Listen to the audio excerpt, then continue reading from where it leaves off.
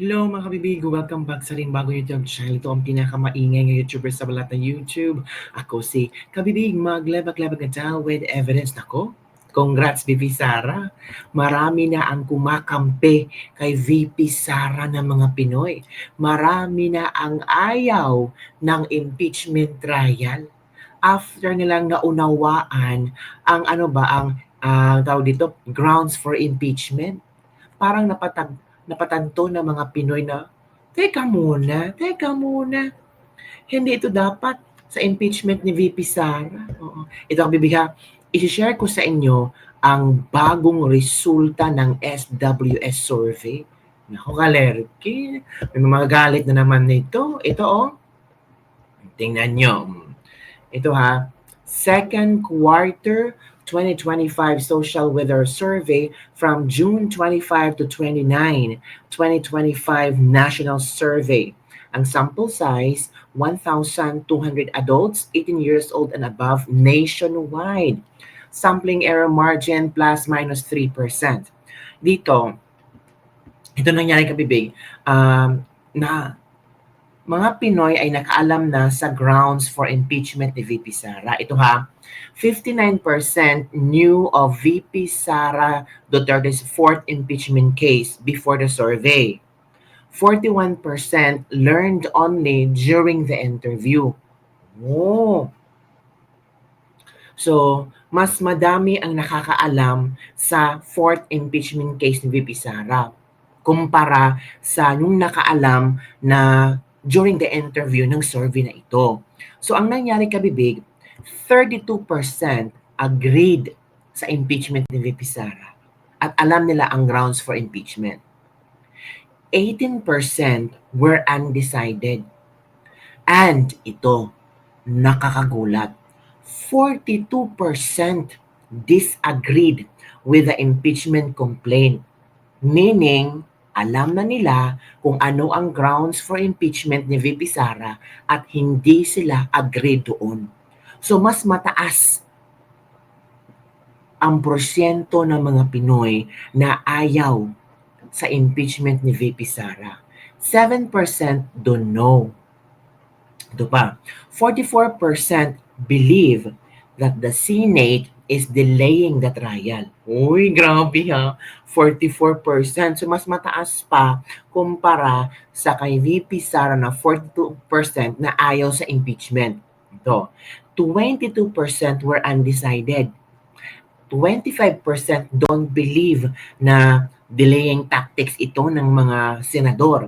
At 9% don't know enough sa nangyayari. So, ngayon kami, Big, parang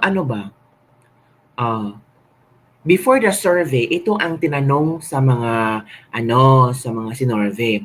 Impeachment is a legal process to remove high-ranking government officials like the president, vice president, or Supreme Court justices from their position if they're accused of serious crimes or wrongdoing. This includes corruption, betrayal of public trust, or violating the Constitution.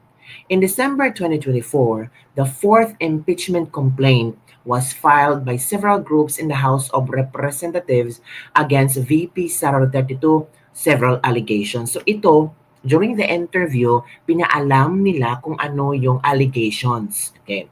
The allegations include the alleged unexplained spending of confidential and intelligence funds by the Office of the Vice President and Department of Education, her refusal to answer investigations regarding the use of these funds, ill-gotten wealth that could not be explained in her statements of assets, liabilities, and net worth sell-in, involvement on extrajudicial killings during her tenure as mayor of Davao City, her trip to Germany during the onslaught of Typhoon Karina, her failure to condemn China's aggressive actions in the West Philippine Sea, and the threats to the lives of President Bongbong Marcos, F. Eliza Marcos, and Speaker Martin Romualdez.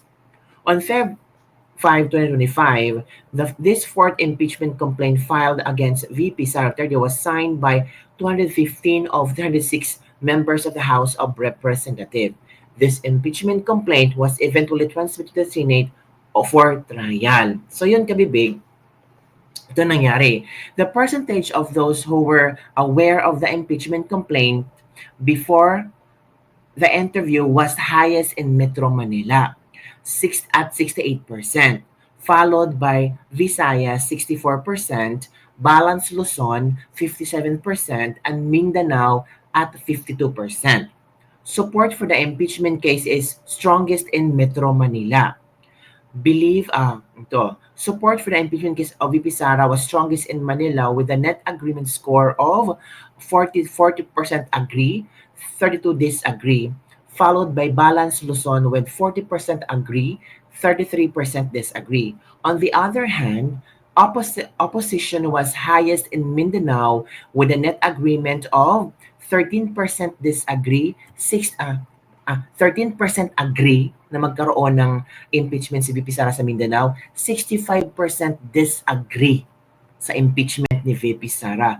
Followed by the Visayas with 28% agree, 46% disagree. So mataas ang porsyento ng mga Pinoy sa Visayas at Mindanao na hindi talaga na gusto na ma-impeach si VP Sara after knowing the ang tawag dito, yung grounds for impeachment. After nila naunawaan, nabasa, napag-alaman ang grounds for impeachment. Yung fourth impeachment nakakatawa lang kasi pati yung trip ni VP Sara sa Germany, isinalin lang for ground for impeachment.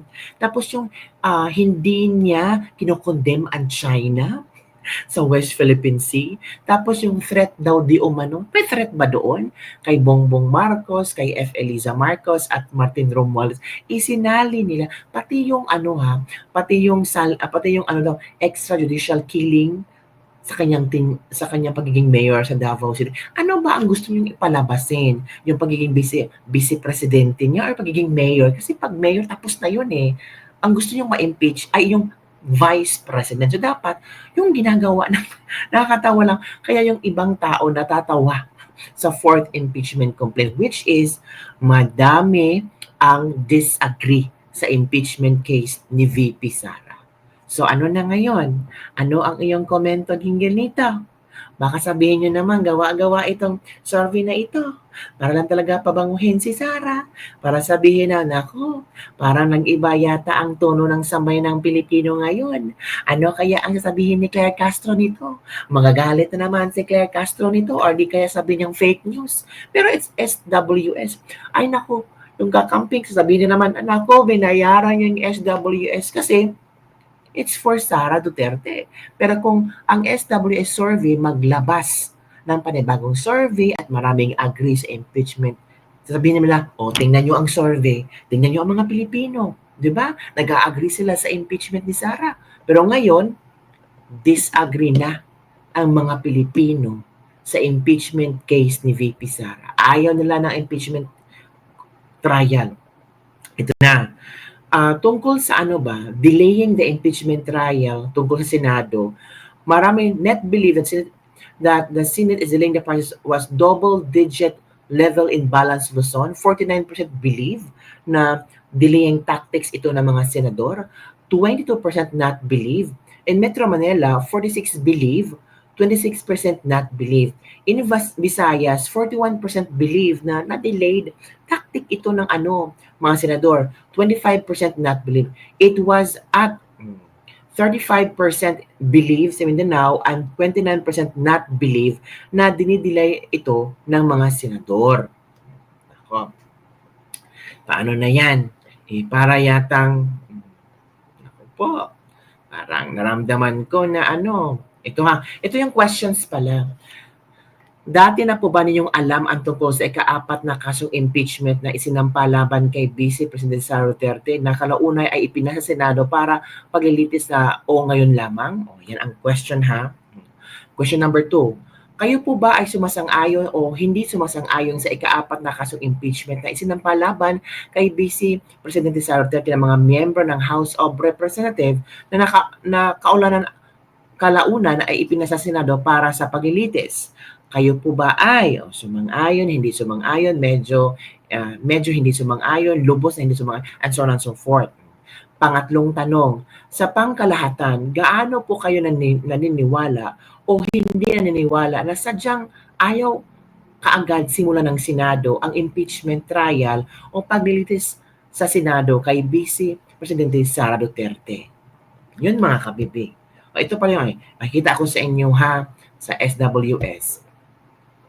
Wait mo na kabibig ha. Yung chart nila, may pinakita lang chart. O tingnan natin. Ito yung chart na pinakita ng SWS. Wait for a while kabibig, i-share ko sa inyo. O ito niya. Ito na kabibig. O tingnan nyo. Knowledge about the fourth impeachment complaint filed against VP Sara Duterte.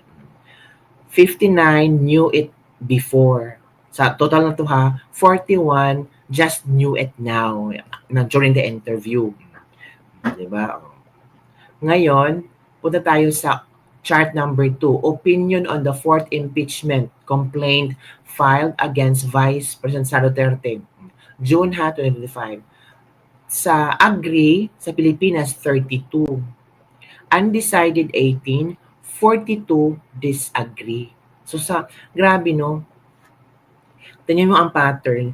Visayas at Mindanao, puro disagree. Tanging sa Metro Manila at Balance Luzon lang ang mataas yung pag-agree nila sa impeachment ni VP Sara.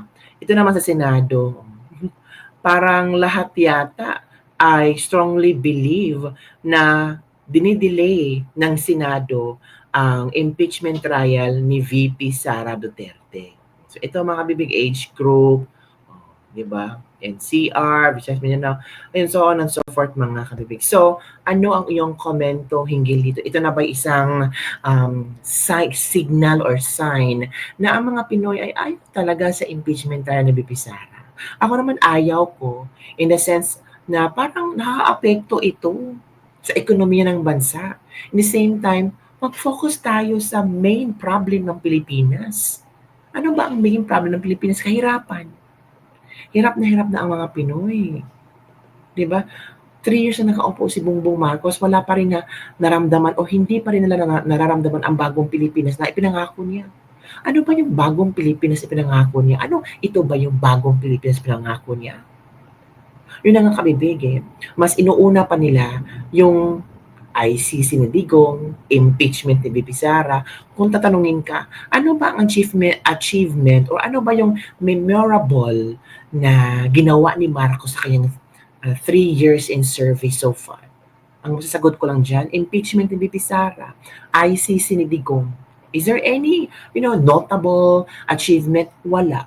Ay, meron pala. 20 pesos na kilo na bigas. Pero hindi nationwide. Pili-pili lang during nung malapit ang election. Yun talaga maiisip mo, no? Yung puro nega, yung puro hindi makaayos-ayos. Hindi makabibig. So yun ang kabibig ng ating latest Level Clip for Jay. Don't forget to like, subscribe, and share this video. Bye everyone. See you next time.